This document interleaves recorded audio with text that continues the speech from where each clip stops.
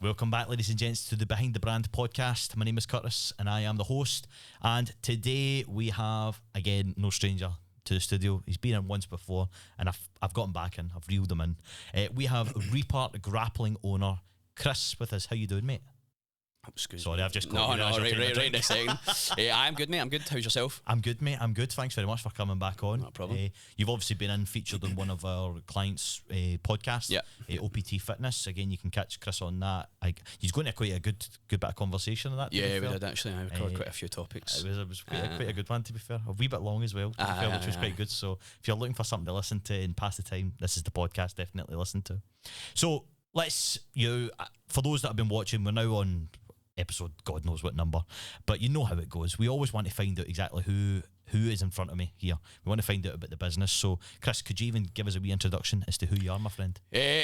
So obviously Chris, I started this whole journey as a personal trainer, and it kind of evolved just like through time, just what kind of like working in gyms and seeing how gyms worked and realising like over time that being a PT and the amount of rent they were charging, there was no money to be made in personal training. Still to this day, it's exactly the same. Is that like out in a gym, sorry? Like, yeah. So like if you look at like commercial gyms, so for me like this is how the whole setup kind of like started, was realising you were paying still in JD gyms, and it was exercise for less at the time when I first started. If you wanted to be a full-time PT and not pay any rent, they were charging like £600 per month. Wow. And that was just for you to rent the facilities before you even put a penny in your own pocket. Oof, never mind mortgage. never mind pay taxes or national insurance or pay your own way outside of that. So for me, like, the idea was just first like create a studio. Like I'll create my own studio. Like I would rather pay £600 for a small room that I could kit out and rig out myself. And went through the business gateway. This was years ago. Got a few ideas, and then I ended up just going back to like college and uni and studying for a little bit. And while I did that, it kind of allowed me to support myself and kind of envisage where I was going to take the future or the brand, and launched Reaper, the gym. So we basically launched a martial arts club.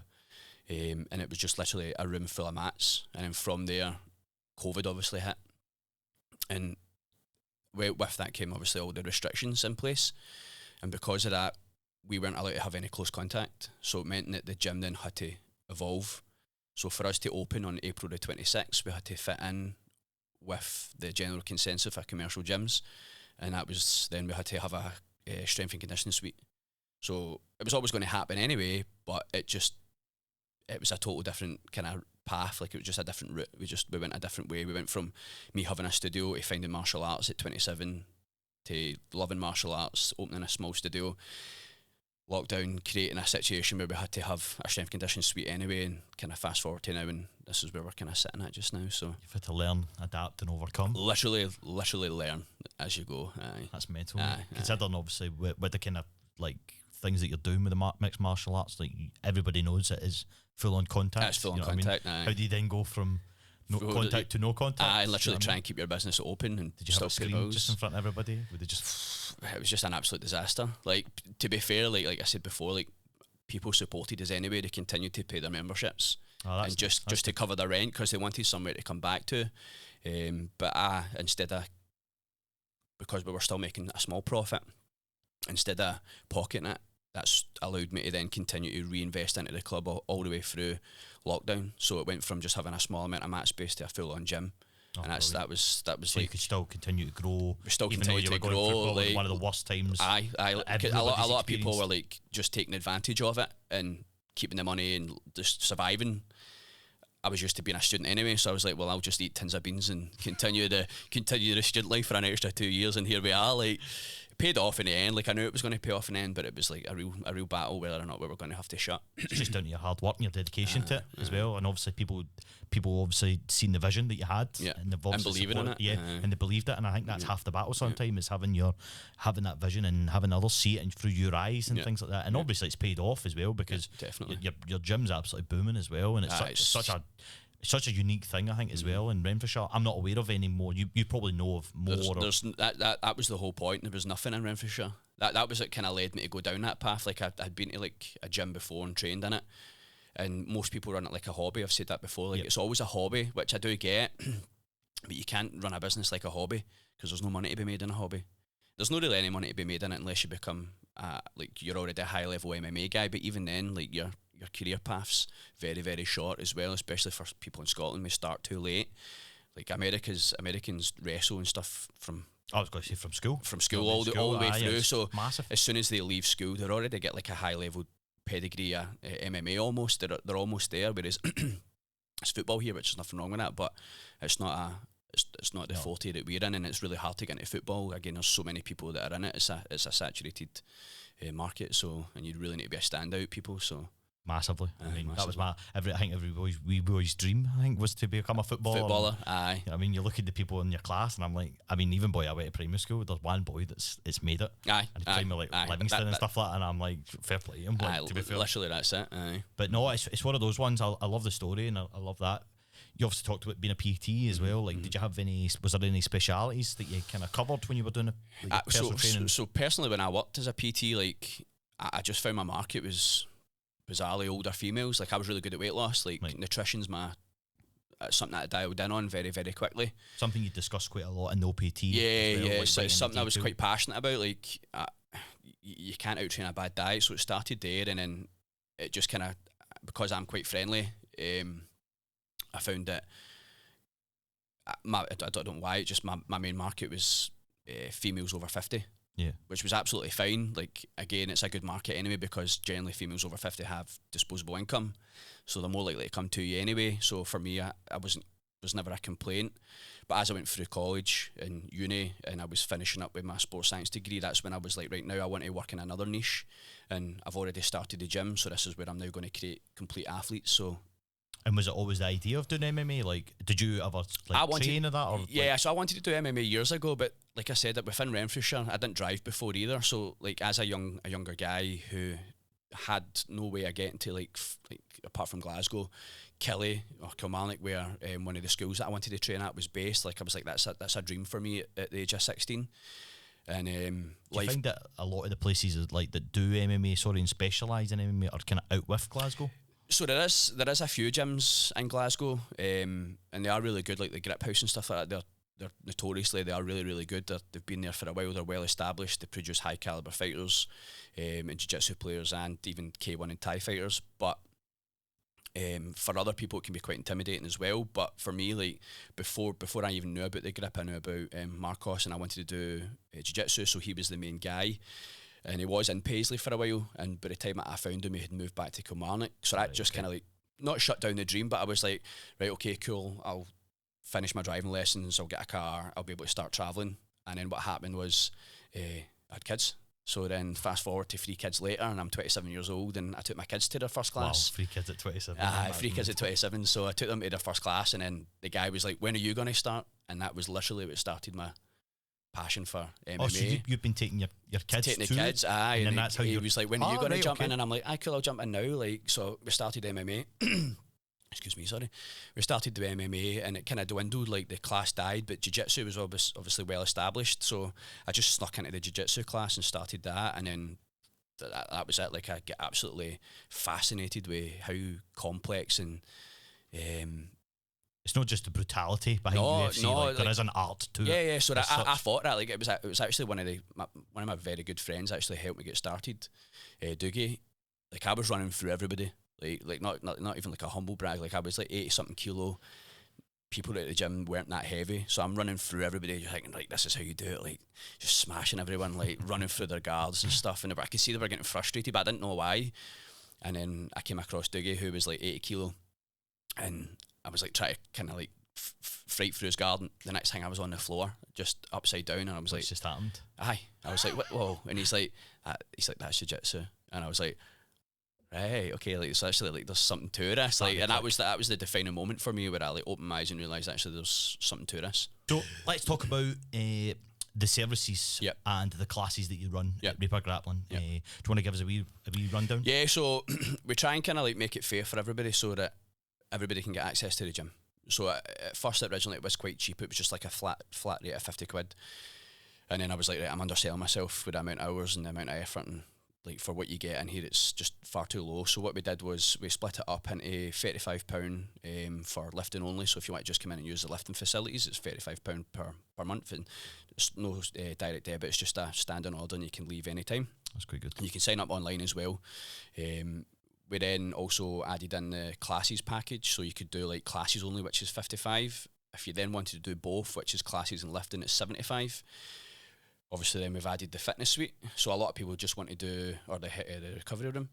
So a lot of people want to just do the classes, but now know the benefits of recovery. So there's now a recovery package as well, which is 75, and that gives them access to all the classes, and you can go in and use the facilities that we've got for the sauna and the plunge pools and all the other stuff that we've got in the room. And then we've got a complete package, which is access to everything, and that's £90 per month. And that gives you the full bang access to everything. Yeah. As well. And again, it's like one of these things that if you are really serious about getting involved in a sport, then it's definitely something that you should look to invest in. Yeah, definitely. It's not just a case of going to the gym and lifting weights and stuff and that, and maybe doing your cardio. Like, I mean, the full package. I mean, you're getting taught so much knowledge about your fighting. That is what you're paying. That is what you're paying for. It's knowledge. It's not just the facilities. It's not just. It's everybody that you're learning off of. It's years of experience, and it's their study that you're basically you're basically paying for. Like, it's like a college degree, a uni degree. Like, you have to pay for that, so why would you not? That's it. Invest in yourself. You're obviously, if you're getting involved in that, you're obviously training towards something as well. And that kind of leads me on to my next question as well. Like, you have a lot of fighters and stuff like that obviously come to your gym. Do you guys like compete in tournaments as Reaper Grappling, like as a club organisation, or do you have like individuals that just come and maybe are like, listen, I've got a fight coming up, I want to use your gym, can I train in it or whatever? Like, is it that kind of style? Yeah, we've got a mixture of both. So if you want to represent the gym, then you need to be a member. Right, like that's like a big thing. So if you want to actually fight underneath the banner of Reaper, then you need to be a member and you need to be training for X amount of time, and a coach has to look over you and be like, right, cool, you are ready. Jiu-jitsu is not as bad because you're not going to get punched in the face and you're not going to get CTE or brain damage. So we're not as we're a bit more relaxed with that, and we are very open to open training. Like, people coming in, we should be sharing knowledge. Like, I've said this before as well, with a lot of gyms it's quite cliquey, you know, like, oh, this gym's better than that gym, like, you can't train there. Like, it doesn't actually help Scotland as a it's not Cobra Kai. No, like, it doesn't help. Like, if we want, like that. There's like 4 nation tournaments that come up, so it's like Scotland versus England, Wales and Ireland. If we want, like, for people to be the best, you need to exchange knowledge and ideas and styles. So, but for the gym, if you want to fight, like, we've got one guy that's going to be our first MMA debut. He's just a young guy as well. He's only like 18, 19, maybe even 20 now. We've flew through lockdown. It's been a nightmare. But he's really, really good. Callum, his name is. So we've got our first MMA guy coming up. And he's debuting on the 5th of November. We've got a lot of Thai fighters. Is that with a certain promotion, or is that like... Yeah, Goliath, my friend Steve that runs Goliath Gym up in Fife, he's got a Goliath fight series. He's a like business guru, man. Like I've got a lot of time and respect for the guy. He's got like 3 or 4 gyms on the go. He's always on it, always hustling. Like, he's a great... But given a good name to... Yeah, definitely. Like, he's started his own production. He's already on his 5th show already, and that's only been like within a year and a half or something. So he's absolutely flying now. So we've got Callum on that. We've got a lot of Thai fighters that Bobby for Base Thai. He's been established for about 30 odd years. So we obviously coupled up together. So he's got like a lot of good level fighters coming up now, and we're just continuing to grow that up. But we have had other fighters in. Like, we've had people that are on one. I'm not drop names, but we've had like people on one. Hey, listen, feel free to drop names. No. Maybe people out there are like, I know that. We've got.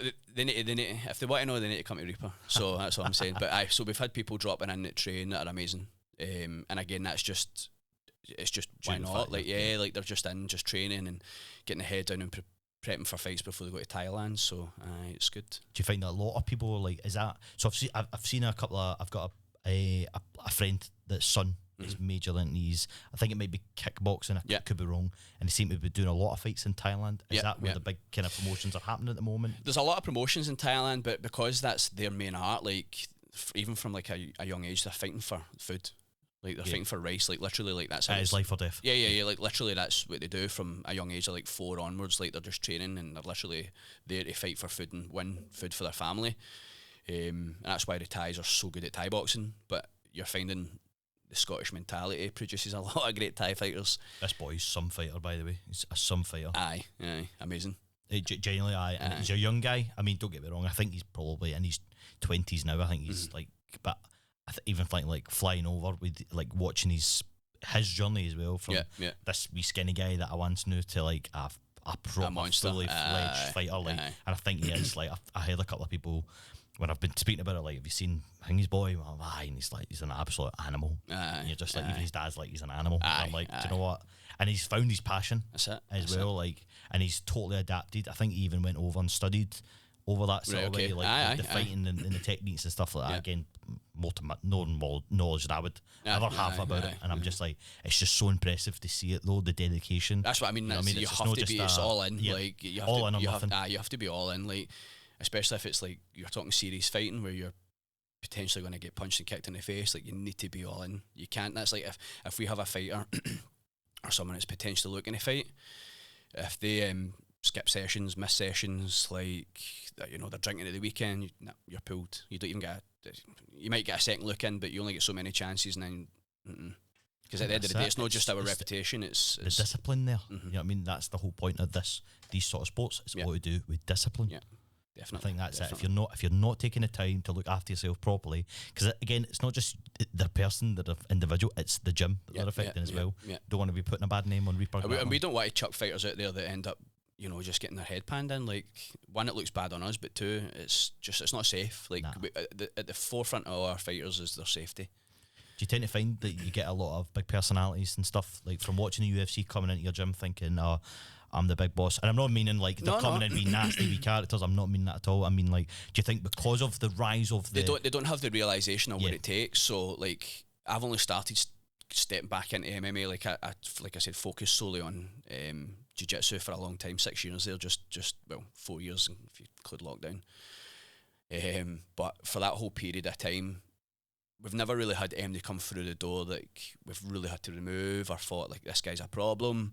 You do get the odd person that comes in, they run their mouth, they think they're like the next Conor McGregor, and then they quickly realise getting punched in the face or getting taken down, they've got no answer for it. They've no answer. I know, but they've got absolutely no answer for it at all whatsoever. So as soon as they get taken to the floor or it's out of their comfort zone, you find that they don't come back. Like, they're just like, it's not for me. And they just don't come back. Like, it's that quick. Like, they're like, yeah, I want to fight. Okay, you've had two street fights, and then they come in, and then the next thing they're on the deck, and their ego's just completely smashed to pieces. And there's no even any malice or hurt. They just don't understand it, and then they're away. That's them gone. That's it. It's all down to discipline. Your opponent at the end of the day, they've been training probably longer than you as well, and I think you've got to look at like the way they present themselves as well, and you're like, oh god, they're not taking any shit from me. It's just like, got to hold your hands up sometimes and know that it's no good to go in these places acting the big one, because I think as well, like, there's always somebody there that's bigger than you. This is if you're not disciplined enough, you're never going to succeed in this sport.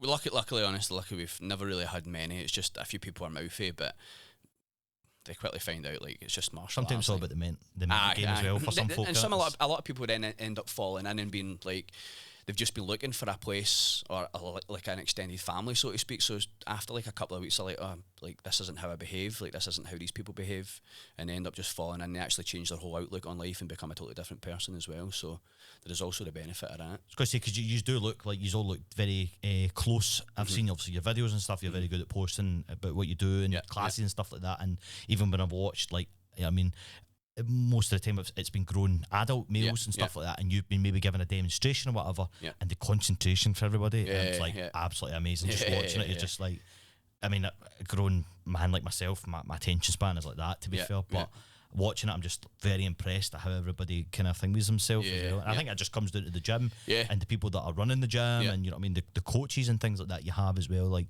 the discipline is there, and I think everybody's got the best interest of Reaper Grappling. Definitely, 100%.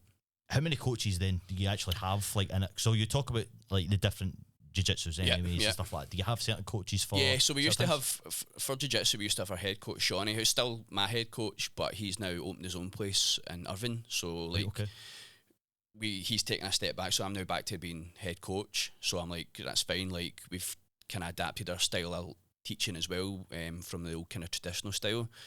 to a thing called ecological learning, which is a total mind warp in itself, but it's much better, and that's why people are so interested and so committed to viewing what's going on, because they have to listen.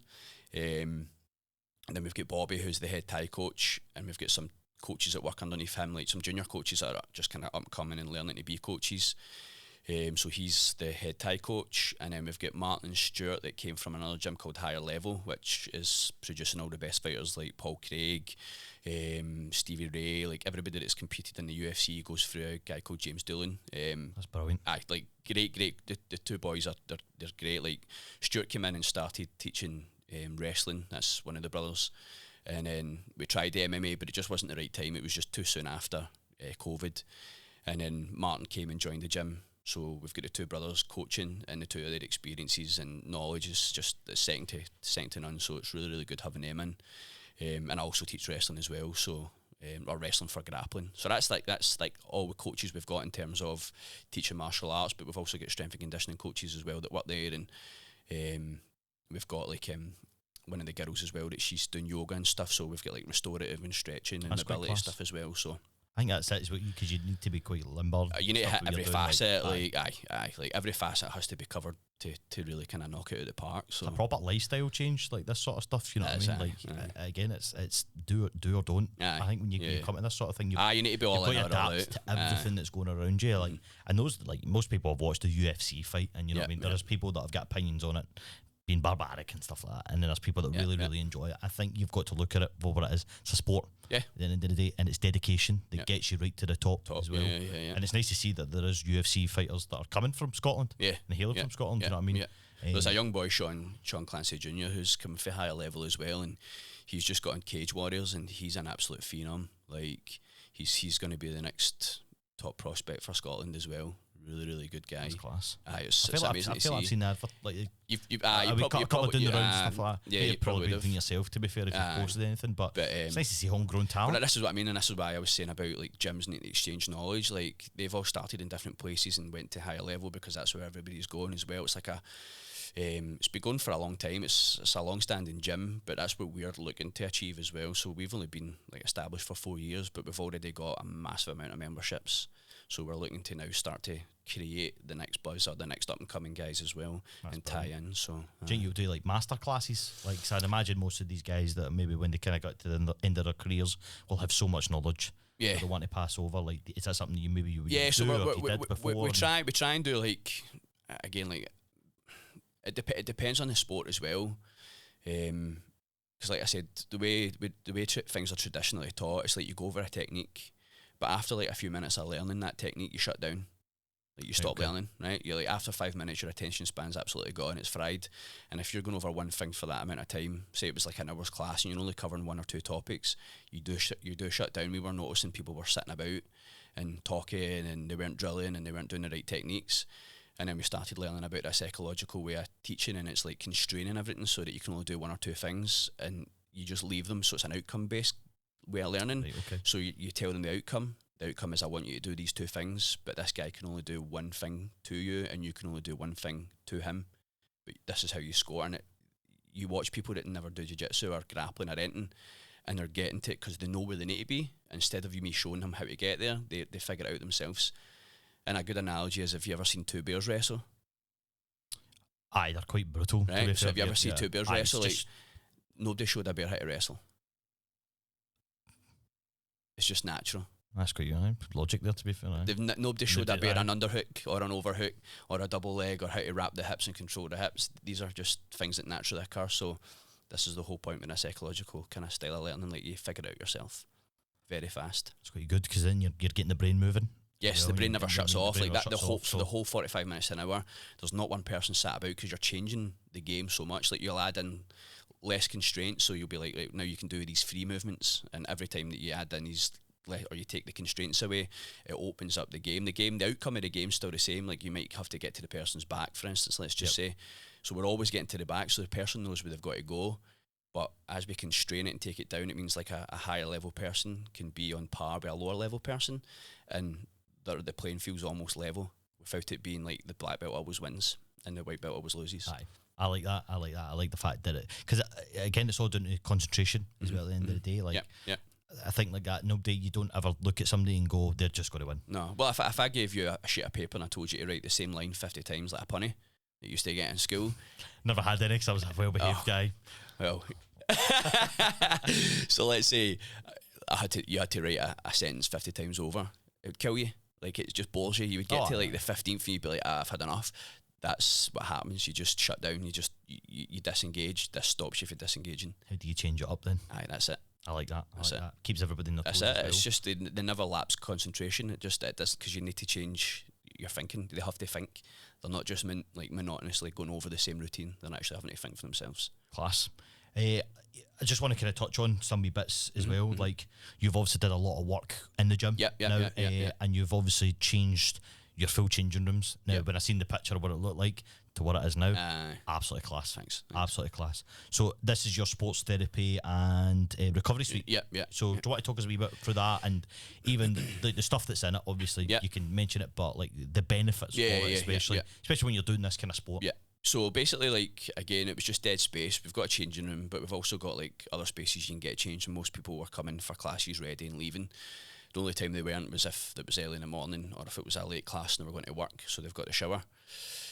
So what we did was we ripped it out and we put in a infrared sauna, 4-man infrared sauna. We put in 2 plunge pools. We put in leg pumps on a chaise longue. Put in a TV, obviously, just for a wee bit of atmosphere. And we've got like a massage gun and stuff. So we decided to maximise it and turn it into like an 8-man room. And it might expand again. And obviously it's just for people to chill out, recover. But the whole idea was, we've got a lot of fighters now that are looking to make weight. So the infrared sauna also helps with weight cuts. That's great. It's got other health benefits. It's good for cardiovascular health as well. And even if you're actually someone that was morbidly obese or like severely obese to the point like your mobility or even your blood pressure's too high to really exercise, like sticking them in something like a sauna for 5 minutes, 10 minutes before they train can warm them up as well. I would have known that. It's just stuff we learned in. It's just silly wee things we picked up in like college and uni. But for us, the plunge pool's good because there's loads of benefits, but there's also loads of benefits or lack of backing for benefits. So for me, like, I'm like, if you can stomach 3 minutes to 5 minutes in a sub 10, probably about sub 8 degrees pool, you're going to come out feeling much better. I don't know if have you ever done it before. I haven't, no. Right, I've never had a reason to do it as such. There is science behind it. With saunas, there's heat shock proteins, and then with the cold, there's cold shock proteins. Okay. And they're supposed to help clear free radicals. There's all these other. For me, like, without going into the science of it, the best part of it is if you just look at it for your mental health, right? Like the cold, if you can stomach 3 to 5 minutes of really, really cold water, when you come out, everything feels a lot easier. Like, especially if you've got inflamed joints as well, when you are naturally sore. Like, I'm always inflamed after a lot of lifting, a lot of sparring. So even just jumping in that pool, see if it gives me like temporary relief for a few hours where I feel a bit better. It lets my body naturally pick up that inflammation and start to subside it a little bit. Same with the sauna as well. If you're a bit tight, if you're a bit kind of like snapped up after training, half an hour in the sauna loosens you off. You feel like a lot more refreshed. And even like without using it for any training benefits, for people like myself that are constantly on the go, on their mobile, on your phone all the time, working, constantly like looking to like improve your business or other avenues for your business. So you just taking an hour out of your day or half an hour out of your day where you're not actually on the phone and you're just kind of like sitting by yourself and you're living in the moment. Yep. Like, that's a huge thing that people overlook. Like, without looking at the actual health benefits, like even just taking that half hour of yourself, it's really, really important. Puts you back into like a proper mindset of like, okay, right, I'm ready to go again, and I've had that time to kind of look after myself. Now it's back to work. So seen a lot of people doing this kind of cold plunge as well. You've got family members that are doing it as well at the minute, and like that they go to like different locks and stuff like that, and meet up. They'll actually jump in it, and especially New Year's become a big thing as well. Like, it's a massive thing now. People starting the year off, but I see a lot of people now doing it within their training. It seems obviously footballers. I mean, I'm a massive fan of strongman and things like that. They're constantly in and out of these pods as well. So you know what I mean. It's very beneficial. There is a lot of benefits. Obviously, like there's like conflicting science behind it, because obviously anything like reduces inflammation, stunts the process of growth or adaptation, but it's so minimal. Like, it's like they tell you not to take ibuprofen or even vitamin C. See, if you take vitamin C before you train, it blunts the amount of inflammation that you get. But when you're training, you want to create inflammation. That's why you train. That inflammation is stress, and stress is what creates adaptation. So for you to be able to increase your training capacity, you have to be able to look at it as, instead of increasing your training capacity, it's increasing the amount of stress your body can handle over time. It's mental, man. That's the science of training. It's called gas. It's your knowledge is absolutely like tremendous, and as I say, like no, but it also shows that you went and did the research for it. Like, you're not just making this mumbo jumbo up. No, like that, there's just again, because we're limited with time, man. Like, I could go balls deep on this and spend like 2 hours talking about proper science behind it. But I'm just trying to give a brief overview, because I don't want to sit and probably bore half the people, because I love the science, but it's not for everybody. I'm sure we have some listeners out there that love the science. So what I would say is read the studies. There's loads of studies that are conflicting. It'll tell you there is benefits. It'll tell you there's not benefits. Benefits are what you put on it, and that's the main thing. Like, if you feel great after 5 minutes in a cold plunge, you should definitely do it. If you feel great after half an hour in a sauna, definitely do it. If you feel good. But the leg pumps, they're like for edema, so they just like return the blood back from the lower body back up to the upper body. Right, okay. So when you train, there's a thing called vascular shunt, where all the blood's taken away from your vital organs and put to the muscles, because that's where it's going to be needed. And then obviously after you train, the blood pools and stays in the leg, because obviously gravity's there and it's pulling it back down, and that's why sometimes you feel a bit sick after training. Your blood sugar will dip, your blood pressure will drop, your heart rate goes up, and you feel like you're going to whitey. Well, that's what we're trying to like reverse. That's when just we're me going up the stairs. Aye, that's me most days training too much. So that's what they're for. Aye. So that's it. It's just the same idea. Like, if you go into a cold plunge after training, it restricts your vessels. It pushes all that blood back up inside of the vital organs where you need them to be after training, so it can help you recover quicker. It's brilliant, man. Honestly, the knowledge, it's class. It's class listening to you talking about it as well. Thanks. Like, you do have such a great knowledge when it comes to it. As I say, you dug a wee bit more deeper, I think, in the OPT fitness as well, when talking about it as well. So definitely, again, check out that. I can't reiterate that anymore. Yeah. It's a great podcast. It was a great listen. So I definitely think, and I say you'll see Chris's info is just out of this world. Your knowledge is just absolutely class. But let's get back to the main reason why you're here as well. And that's your business as well, because you obviously have I believe a merchandise store that goes by the name of Enclave. Yeah. So do you want to give us a wee touch about that? Yeah, so that was just like, again, once the gym was set up, I was like, right, I'm always busy. Like, I like to keep myself, I probably put myself too busy, but I was like, the next thing is that this was how the gym started with the brand anyway. The brand started as Reaper started as hoodies. It was just going to be apparel for, I think I said that in the last podcast anyway, for anybody that missed it though. Reaper started as Reaper Gym, like Reaper Grappling apparel. So it was just going to be hoodies. I thought, right, everybody needs hoodies. There's no trend that ever goes out of fashion like a hoodie. Like, that's always 100%, in. Like, it's all dungarees come and go, flares come and go. Nobody will never need a hood. Like, a hoodie's always there. So it started as that, and then that took a back burner.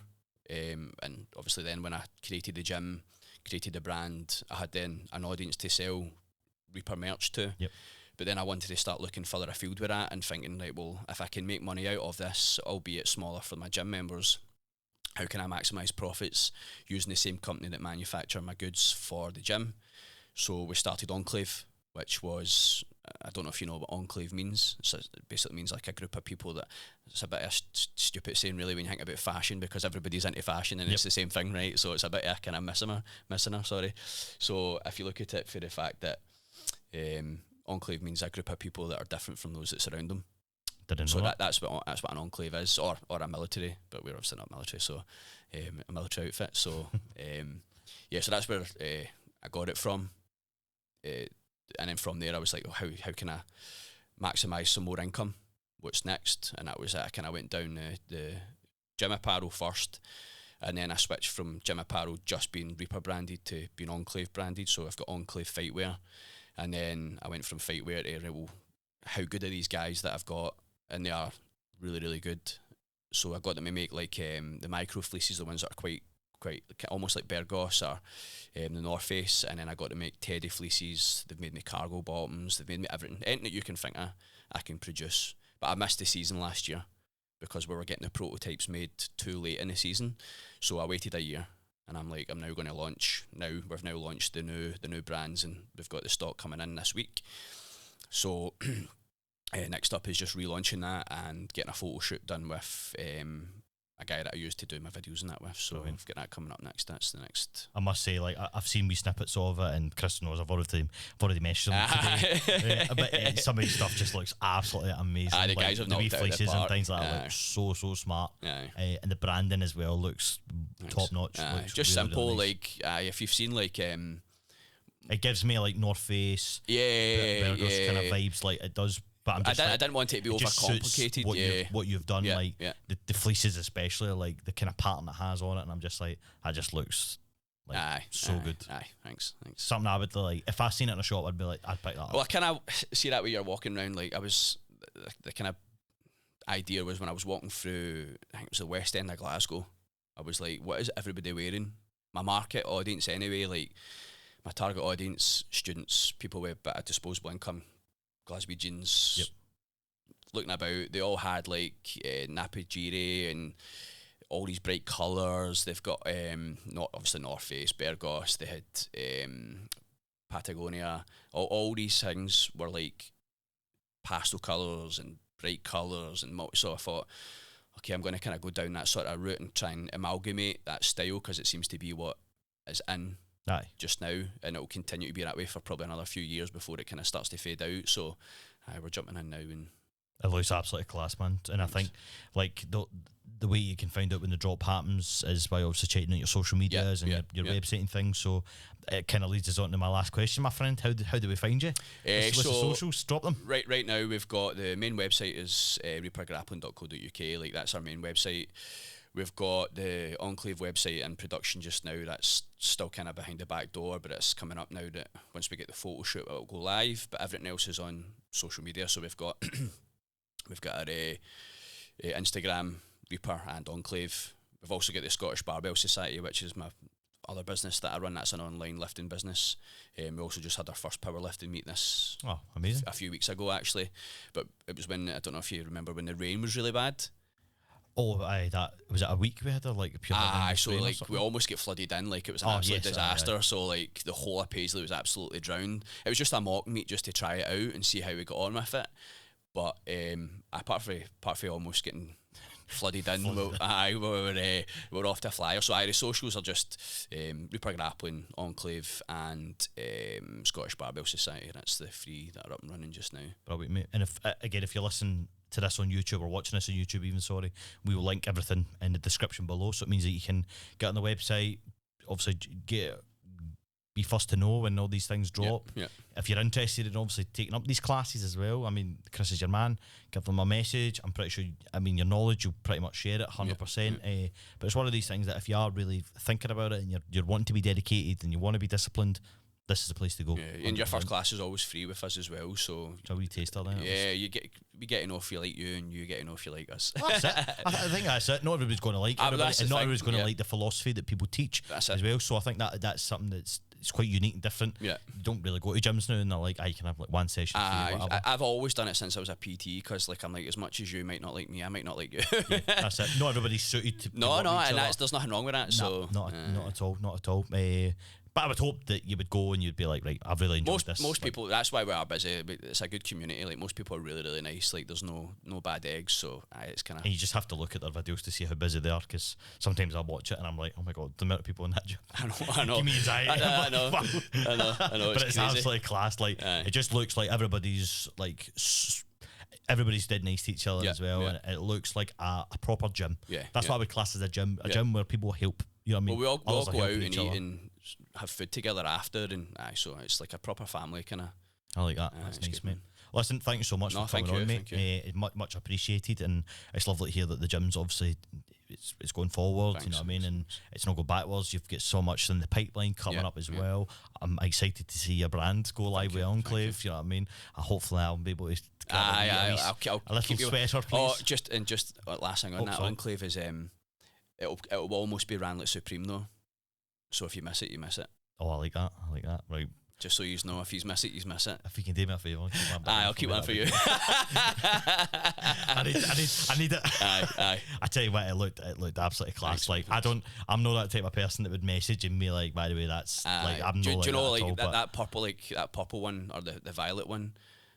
Just before we finish, like I've had a lot of messages about that. Mate, it's sick. Like, and I've only ordered like X amount, so I'm not even going to tell you how many's there. But they're there you go. If you miss it, you miss it. You miss it, you miss it.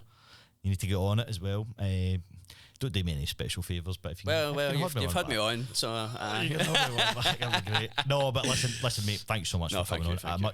Much appreciated. And folks, I think you can agree it was a fantastic podcast. And Chris's knowledge is absolutely amazing.